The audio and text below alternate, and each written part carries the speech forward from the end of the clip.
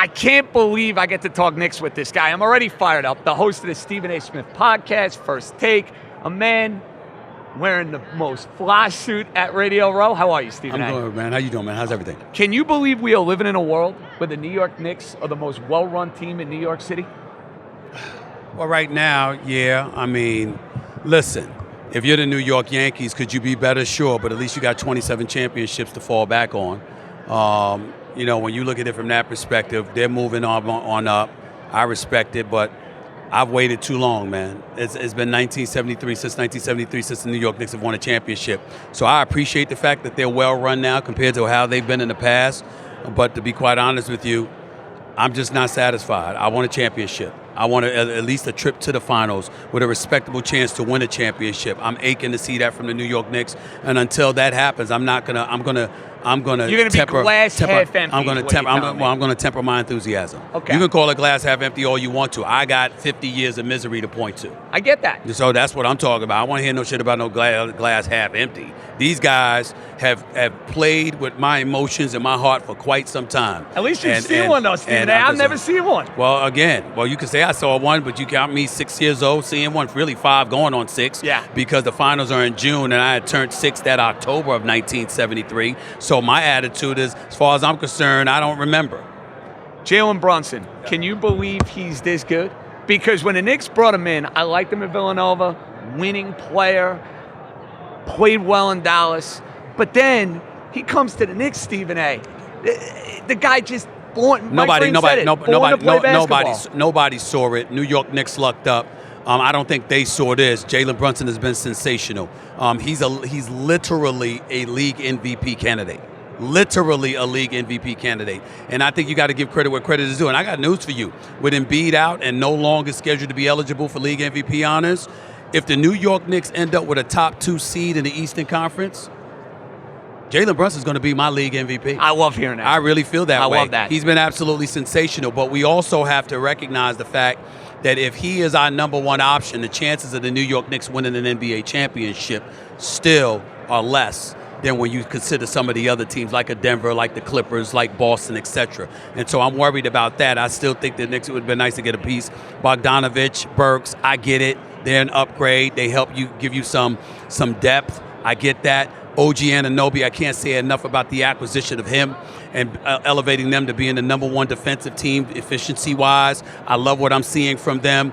But I do believe you need someone other than Brunson to rely upon, and I'm not going to say it's Julius Randle, because go back and look at the numbers. Once the playoffs arrive, Atlanta, Julius Randle Miami. Nosedives from an offensive efficiency standpoint. Never cheats you with effort, always plays hard, always shows up. I like him, but I have told Julius Randle on several occasions, he's a third offensive option, not a number 2. And so to me, the New York Knicks need to find a number 2 or a number 1 scoring option, which is why I'm still salty they don't have Donovan Mitchell. Because if they had Donovan Mitchell last year, I don't care that they beat Cleveland. If Donovan Mitchell were on the New York Knicks last year, the New York Knicks would have been in the conference finals. They would have beat Miami, and they would have been in the conference finals. But they don't have him. And by the way, this brother right here, Donovan Mitchell, Cleveland is only battling for the number 2 seed in the East. Donovan Mitchell's averaging about 27, 28 a game, okay? If you had him, I don't care what anybody says, New York Knicks are in the conference finals last year. You think he'd play well with Jalen Brunson? Yes, because here's the deal. They might be undersized defensively, and I get that. But that's where the Mitchell Robinsons of the world and others come into play because of how they're utilized defensively, strategically by a Tom Thibodeau. My issue is, okay, offensively, how can anybody have a question to that? Donovan Mitchell can't be stopped. This brother could go out literally every night as the number 1 offense option with you game planning for him and guaranteeing you 25 to 27 a night. Then we take into account how Jalen Brunson has shown himself to be a winner. And this is the part everybody ignores. Why did Jalen Brunson get his money? Because he was playing in Dallas with Luka Doncic, who holds the ball, monopolizes the ball, and somehow, some way, Jalen Brunson goes up in the playoffs and shows you what he's made of and what kind of cachet he could bring to the table. But they messed up the year before because they only offered him about $53 million. So by the time they were ready to offer him more and they only could give him about 80 plus, that's when the New York Knicks dropped 103 on the table for him. I'm saying to you, Jalen Brunson has shown his ability to be able to play with whoever you put beside him. So now we're talking about his height with Donovan Mitchell's height. Well, Tom Thibodeau, what the hell do you get paid for? You ain't playing. You get paid to come up schematically with something to offset that. And you are a brilliant defensive mind. Well, I got two undersized guards here, okay, that can average 50 a night for me on the offensive side of the ball. Defensively, they're miniature. How do I offset that? Tom Thibodeau should be able to figure that shit out. Period. You broke the LeBron story, 2010.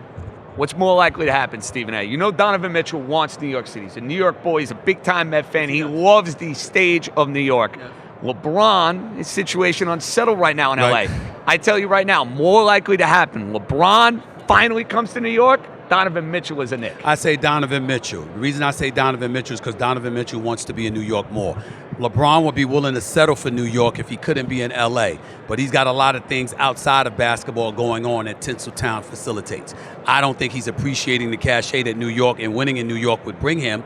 I also think that there could be a change in his thinking if the Clippers end up winning this year, because how are you going to feel being the fair weather stepchild to the Los Angeles Clippers if they win a championship, then they move into a new arena? They're the reigning defending NBA champions, and they've got all of their pieces in tow because Kawhi Leonard has been re-upped.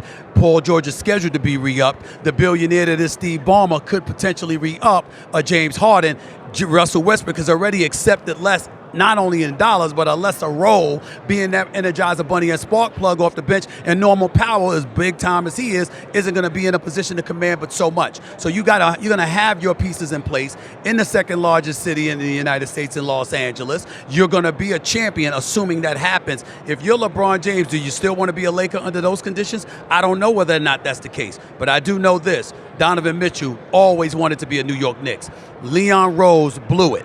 Leon Rose had Gershon Rojas, who was in Minnesota, on the phone negotiating with Danny Ainge, one of, if not the most elite executive in the NBA in the modern era. And you tried to bluff Danny Ainge. Well, I mean, what the hell? That's what happened. I am not guessing. I'm me. I'm telling you what I know. That's what the hell happened. He tried to bluff him. They said, we got a deal on the table. We got a deal on the table for Donovan Mitchell, and I'm telling you right now, we want about these 5 picks, all right, along with these couple of players, and if you're not willing to do it, we're going to send them to somewhere else. We're going to send them to Cleveland. And they thought he was bluffing, and Danny Ainge pulled the trigger. That is what the hell happened, which is why you have heard me so pissed off over the last year and a half, and I continuously go off on my own team. I've known Leon Rose for 2 decades. I've known Worldwide West for 25 to 30 years. Everybody knows that I know what the hell I'm talking about when I'm talking about my New York Knicks. I am not guessing. That is what happened. Leon Rose gave the assignment to somebody else to be on the phone negotiating with Danny Ainge instead of Leon Rose. And that is the only reason why Donovan Mitchell is not a New York Knick. And nobody was more pissed about it than Donovan Mitchell. Guess how I might know that? I think you know, Stephen A. I think you know. Okay. I tell you the Knicks are in the conference finals. Not good enough for you. No, that would be good enough this year because I think that you're making a step forward. It's a major step forward. It's a major step forward, think so. And I would be happy with that. But they should have been there last year. That's fair. I feel great about them. My Yankees. Yep. You excited for Juan Soto and Aaron Judge? Yes, I am. And they finally got a lefty who hit the ball at Yankee Stadium. Exactly. About damn time, right? Damn right. So I'm very, very happy about that. I believe in Brian Cashman and those guys. Okay, and Omar Minaya is working under Cashman and his staff, and I've been buddies with Omar Minaya for years, and that man knows his baseball. And so for me personally, I'm excited the direction that they're moving in, but we'll see what happens. Okay, I tell you right now, Stephen A., we like your stock alert. I let you buy stock. Jets, Giants for next year. You got to pick one. Jets. Because of Rodgers? Because Aaron Rodgers. Don't get me wrong, their offense is horrible. Salah and Nathaniel Hackett, it's a crime that Nathaniel Hackett has a job as an offensive coordinator. There's no doubt about it. But at the end of the day, Aaron Rodgers is a bad man. And I'm not counting him out. You got Garrett Wilson, you got Breece Hall. I'm looking, and that defense is elite. I can't bet against him. A healthy Aaron Rodgers in a New York Jets uniform on center stage at MetLife Stadium, right over the right through the tunnel, in the Lincoln Tunnel.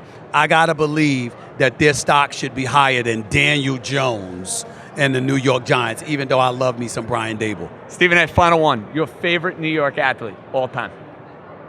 Well, my favorite is Derek Jeter, El Capitan.